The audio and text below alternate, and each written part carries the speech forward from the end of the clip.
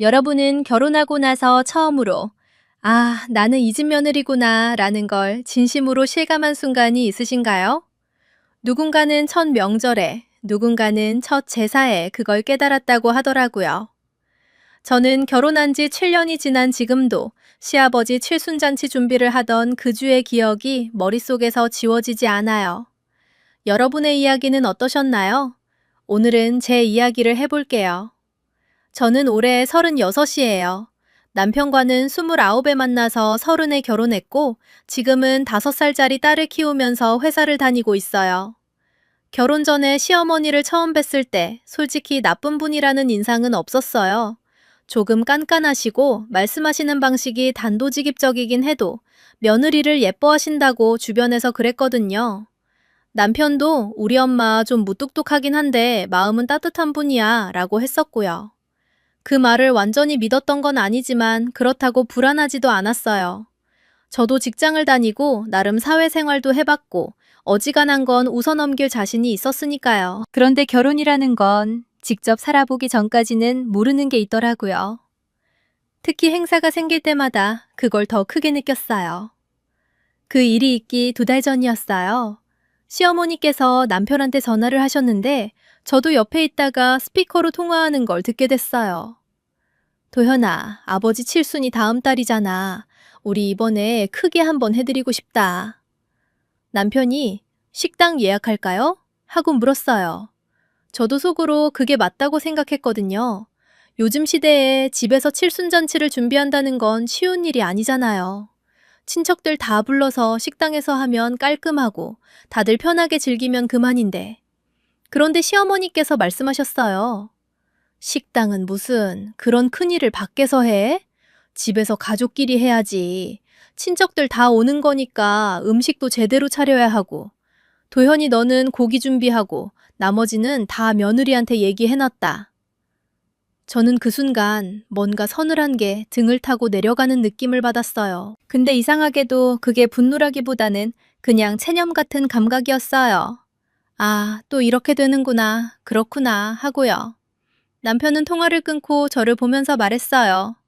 고생이겠다. 근데 뭐 엄마가 도와주시겠지? 저는 웃었어요. 아무 말도 안 하고 그냥 웃었어요. 그때 웃어버린 게 실수였는지도 몰라요. 시어머니께서 제게 직접 전화를 주신 건 그로부터 사흘 뒤였어요. 말씀하시는 내용을 들으면서 저는 냄비 안을 저으면서 메모지에 받아 적었어요. 전이 6가지, 잡채, 갈비찜, 나물 5가지, 식혜, 수정과. 떡은 따로 맞추실 거지만 그것 포장하고 차리는 건 저목, 국은 육개장으로 크게, 반찬은 기본으로 10가지, 친척이 어른 포함해서 32명. 저는 메모지를 내려다봤어요. 손이 살짝 떨렸어요. 어머니, 저 혼자서 다 하기엔 양이 좀... 혼자는 무슨, 내가 옆에 있을 거잖아. 나도 도와줄게. 그 말씀을 믿었어요. 진짜로 믿었어요. 잔치 일주일 전부터 저는 퇴근하고 나서 장을 보기 시작했어요. 마트에서 나물 재료, 고기, 다시마, 멸치 육수 재료, 전부치 부재료들을 카트 가득 담으면서 계산대 앞에 서면 영수증이 항상 2장이 나왔어요. 5살짜리 딸아이는 제가 퇴근하고 늦게 들어오는 날이 계속되자 엄마, 왜 자꾸 늦어? 하고 물었어요. 그럴 때마다 엄마, 할아버지 생신 준비해야 해서 했는데 애가 그럼 아빠는? 이라고 묻더라고요. 남편은 그 기간 동안 고기 예약 하나 해놓고는 엄마가 알아서 잘하겠지 모드로 전환이 된 상태였어요. 제가 이것 좀 도와줄 수 있어? 하면 당연하지 하면서 소파에서 폰을 보고 있었어요. 당연하지가 실제 행동으로 이어진 적이 얼마나 됐는지는 이제 세어보지도 않아요. 잔치 나흘 전 저는 시댁에 가서 시어머니와 함께 사전 준비를 시작했어요. 그날 시누이도 시댁에 있었어요. 시누이는 미혼이고 33인데 그날 거실 소파에 앉아서 드라마를 보고 있었어요. 제가 부엌에서 나무를 손질하고 있는데 시누이가 부엌으로 들어왔어요. 혹시 도우러 오나 했더니 냉장고에서 음료수를 꺼내 들고 나갔어요. 시어머니는 옆에서 이것저것 지시를 하셨어요. 이건 이렇게 해야 해. 저 국간장 말고 진간장으로 해. 나물은 더 묻혀야 해. 간이 약해. 하시면서요. 도와주신다는 게 감독이었어요. 그날 저녁 6시간을 서 있었어요. 발이 퉁퉁 부어서 집에 돌아오는 차 안에서 신발을 벗었어요. 남편은 운전하면서 수고했어 라고 했어요. 저는 그 말이 그날따라 굉장히 공허하게 들렸어요. 수고는 내가 했는데 왜 당신이 그 말을 하고 있을까 하는 생각이 들었거든요. 잔치 이틀 전 밤이었어요. 저는 딸을 재우고 나서 혼자 부엌에 앉아 남은 할 일 목록을 보고 있었어요. 잡채재료 손질, 갈비찜 밑간, 육전 반죽, 식혜 끓이기. 그날 밤 12시가 넘도록 혼자 했어요. 남편은 옆방에서 자고 있었고요. 그때 친정엄마한테서 문자가 왔어요.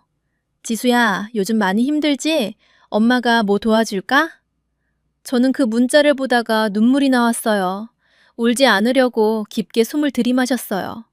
친정엄마도 몸이 좋지 않으신데 딸 걱정에 새벽에 문자를 보내셨구나 싶어서요. 괜찮아, 엄마, 다 잘 되고 있어. 보내고 나서 다시 갈비 밑간을 재기 시작했어요. 잔치 전날이 됐어요. 그날은 시댁에서 본격적으로 하루 종일 준비하기로 되어 있었어요. 저는 아침 8시에 시댁에 도착했어요. 시어머니는 이미 일어나 계셨고 시누이 방은 문이 닫혀 있었어요. 시어머니께서 바로 말씀하셨어요. 왔어? 갈비찜 먼저 올려놓고 전 부치는 건 오전에 다 끝내야 해. 오후에 친척 몇 분이 일찍 오신다니까. 저는 앞치마를 두르고 부엌에 섰어요. 오전 내내 혼자 전을 부쳤어요. 동태전, 육전, 호박전, 깻잎전, 버섯전, 명태전. 기름 냄새가 머리카락에 배어들고 눈이 따가웠어요. 시어머니는 중간중간 들어오셔서 색이 너무 진하다. 이건 좀 더 얇게 부쳐야지. 라고 하셨어요. 11시쯤 됐을 때 시누이가 부엌에 들어왔어요. 저는 속으로 드디어 도우러 오는구나 했어요.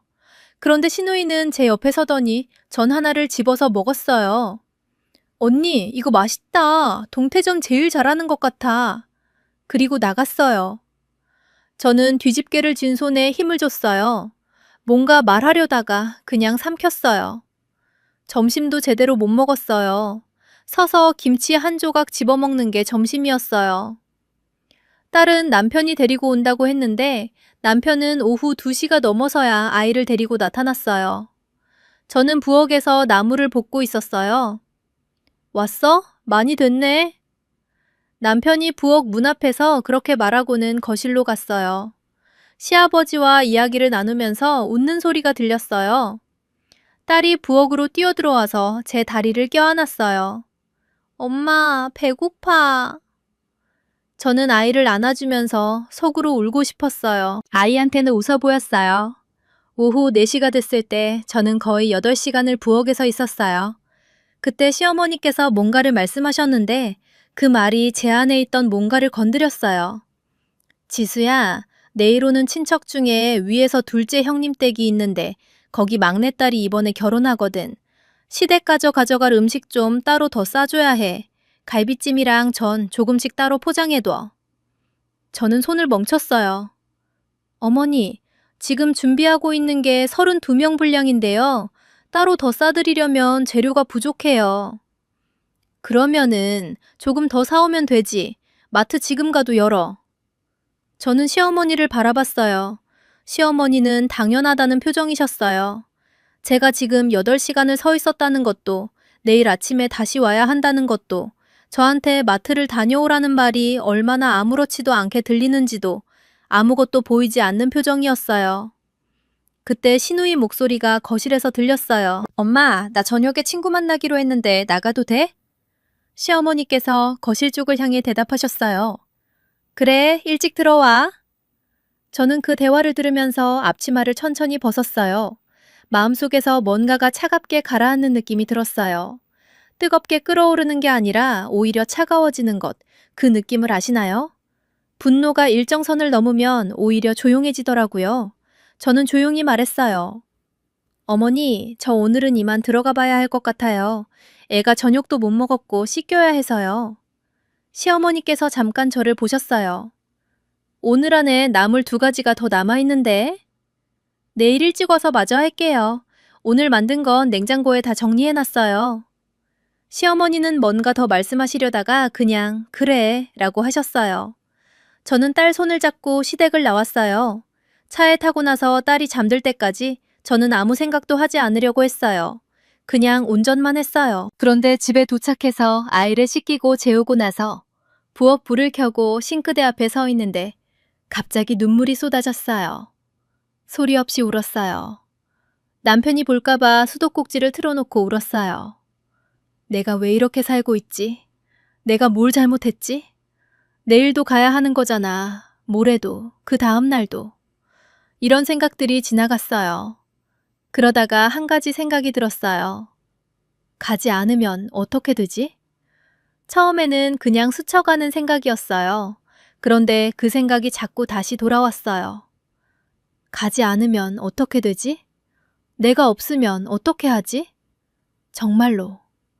저는 씻고 나서 침대에 누웠어요. 남편은 이미 자고 있었어요. 저는 천장을 바라보면서 오래 생각했어요. 그리고 다음날 아침 저는 결심했어요. 남편이 일어나기 전에 저는 먼저 일어나서 조용히 짐을 챙겼어요.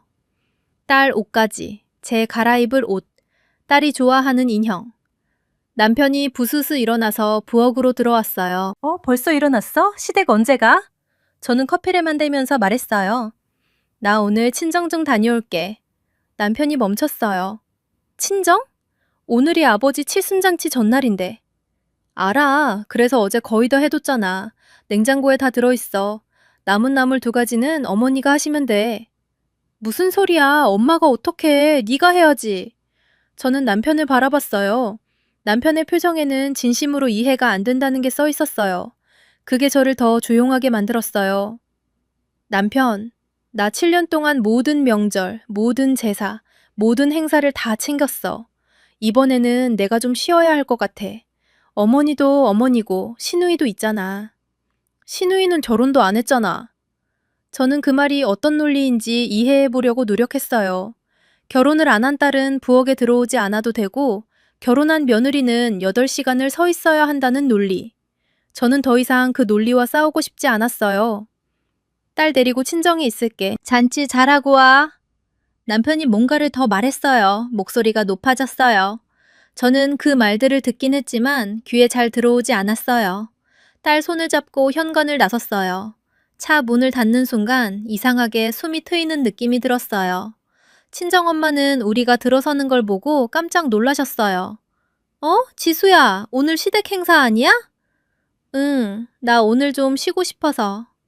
엄마가 저를 보셨어요, 오래. 그리고 아무 말도 안 하시고 딸을 끌어안으시면서 우리 다 해왔네 라고 하셨어요. 그 한마디에 저는 또 눈물이 날 뻔했어요. 친정엄마가 차려주신 아침밥을 먹었어요. 된장찌개랑 계란말이. 별것 아닌 밥인데 그게 그렇게 따뜻할 수가 없었어요.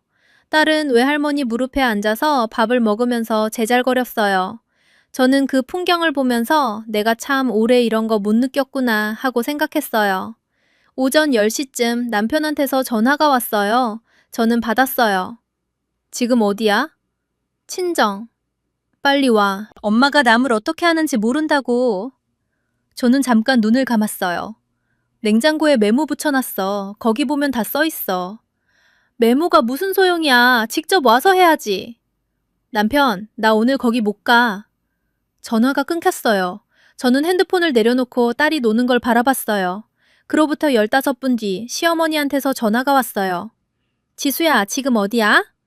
어머니, 저 오늘 친정에 있어요. 친정은 왜? 오늘 준비 다 해야 하는데. 어머니, 어제 하루 종일 제가 다 해뒀잖아요. 냉장고 윗칸에 갈비찜, 중간칸에 전 종류, 아래칸에 나물 손질한 거 다 들어있어요. 남은 나물 2가지는 레시피 메모 붙여놨어요. 아니, 레시피 보고 내가 어떻게 해. 지수, 네가 직접 해야지. 저는 숨을 한 번 쉬고 말했어요. 어머니도 하실 수 있으세요. 평생 음식 하신 분이잖아요. 저 오늘은 딸 데리고 쉬어야 할 것 같아요. 시어머니 목소리가 조금 올라갔어요. 아니, 이게 무슨 소리야. 내일 친척들이 몇 시에 오는지 알잖아. 지금 와서 마저 해야 하는데. 저는 말했어요. 어머니, 저 내일 잔치 때는 가겠어요. 오늘은 못 가요. 전화를 끊었어요. 손이 약간 떨렸어요. 그렇지만 이상하게 무섭지는 않았어요. 그 뒤로 전화가 왔어요. 시어머니 남편, 그리고 모르는 번호.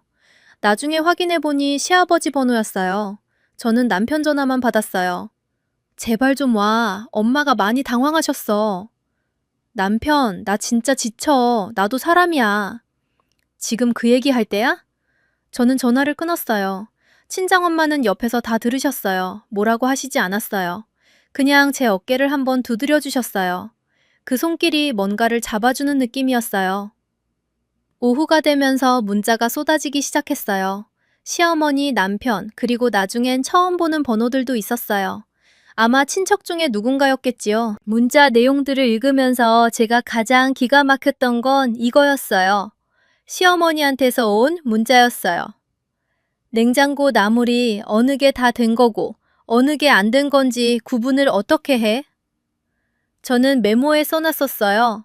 비닐에 빨간 테이프를 붙인 게 완성된 거, 파란 테이프가 손질만 한 거라고 분명히 써놨는데. 그 다음 문자는 남편이었어요. 갈비찜 불세기가 어떻게 되는지 엄마가 물어봐. 저는 메모에 적어놨었어요. 처음엔 센 불로 10분, 그 다음 중간 불로 40분이라고. 그 다음은 시어머니였어요. 식혜는 언제 만들어 놓은 거야? 아직 차갑지가 않아. 전날 밤에 만들어서 냉장 보관해놨어요. 잔치 당일 아침에 꺼내면 된다고 포스트잇에 써놨었어요. 문자가 올 때마다 저는 하나씩 답했어요. 침착하게. 빨간 테이프가 완성된 거예요. 갈비찜은 처음 센 불 10분, 그 다음 중불 40분이에요. 식혜는 내일 아침에 꺼내세요. 차갑게 되어 있어요. 그러다가 저녁 6시쯤 됐을 때 시어머니한테서 전화가 또 왔어요. 저는 받았어요. 지수야, 네 어머니. 나물이 간이 안 맞아. 네가 직접 와서 해야 할 것 같아. 저는 천천히 말했어요. 어머니, 저 오늘은 못 가요. 레시피 메모대로 하시면 돼요. 레시피가 문제가 아니라 손맛이 있잖아. 내가 하면 맛이 달라. 저는 잠깐 말을 멈췄다가 말했어요. 어머니, 평생 음식하신 분이 나물 하나 못하세요? 시어머니가 말이 없으셨어요. 저는 계속 말했어요. 어머니, 저 7년 동안 명절마다, 제사마다, 어머니 생신마다 다 했어요. 한 번도 빠진 적 없어요. 그런데 저도 회사 다니고 아이 키우고 집안일 하면서 하는 거잖아요. 오늘 하루 제가 없다고 칠순잔치가 망하진 않아요. 전화기 너머로 잠깐 침묵이 흘렀어요. 시어머니께서 말씀하셨어요. 내일 올 거지? 네, 잔치 때는 갈게요. 전화가 끊겼어요. 저는 한동안 폰을 쥐고 앉아 있었어요. 친정엄마가 부엌에서 저를 부르셨어요. 저녁 먹으라고요. 저는 일어나서 부엌으로 갔어요. 식탁에 앉아서 엄마가 차려주신 밥을 먹으면서 딸이 엄마, 오늘 여기서 자? 하고 물었어요. 저는 응 이라고 했어요. 딸이 신난다 라고 소리쳤어요. 그 밤에 저는 외할머니 집에서 딸을 끼고 오래간만에 일찍 잠들었어요. 다음 날 아침 저는 잔치에 갔어요. 마음 먹은 대로요. 시댁에 도착했을 때 친척들이 이미 몇 분 와 계셨어요. 시어머니는 저를 보시더니 굳은 표정이셨어요. 남편은 눈을 피했어요. 저는 조용히 앞치마를 두르고 부엌으로 들어갔어요. 냉장고를 열어보니 제가 만들어 놓은 것들이 다 그대로 있었어요. 나물 2가지는 시어머니가 해놓으셨는데 솔직히 제 것보다 더 맛있어 보였어요. 그날 잔치는 무사히 끝났어요. 친척들은 음식이 맛있다고 하셨어요. 시아버지는 기뻐하셨어요. 저는 서빙을 하고 설거지를 했어요. 시누이는 친척 어른들 사이에서 웃으면서 이야기를 나눴어요. 잔치가 끝나고 친척들이 돌아가신 뒤 시어머니가 부엌으로 오셨어요. 저는 남은 그릇을 닦고 있었어요. 잘 됐네. 저는 돌아보지 않고 다행이에요 라고 했어요. 시어머니는 잠깐 서 계시다가 그냥 나가셨어요. 그날 집에 돌아오는 차 안에서 남편이 말했어요. 엄마가 많이 당황하셨어. 어제 얼마나 힘드셨는지. 저는 창밖을 보면서 말했어요. 나도 많이 당황했어. 지난 7년 동안. 남편은 아무 말도 하지 않았어요. 뒷좌석에서 딸이 노래를 흥얼거리고 있었어요. 저는 그 노랫소리를 들으면서 생각했어요. 뭔가가 그날 바뀐 건 없어요. 시어머니가 달라지신 것도 남편이 달라진 것도 없어요. 시누이가 다음에 부엌에 들어올 것 같지도 않고요. 그렇지만 뭔가가 제 안에서 달라진 건 맞았어요. 더 이상 웃으면서 삼키지 않겠다는 것. 못하겠으면 못하겠다고 말하겠다는 것. 내가 없어도 세상은 돌아간다는 걸 그쪽도 나도 이제 알게 됐다는 것. 그리고 한 가지 더. 나는 그쪽 집의 식모가 아니라 한 아이의 엄마이고 한 회사의 직원이고 내 삶을 가진 사람이라는 것. 저는 창밖으로 지나가는 가로수를 바라봤어요. 딸 노랫소리가 차 안을 가득 채웠어요. 여러분은 어떠셨나요? 혹시 비슷한 순간을 경험하신 분, 지금도 그 안에서 혼자 버티고 계신 분이 계신다면 오늘 이 이야기가 조금이라도 위로가 됐으면 좋겠어요. 여러분도 쉬어도 돼요. 여러분도 사람이니까요.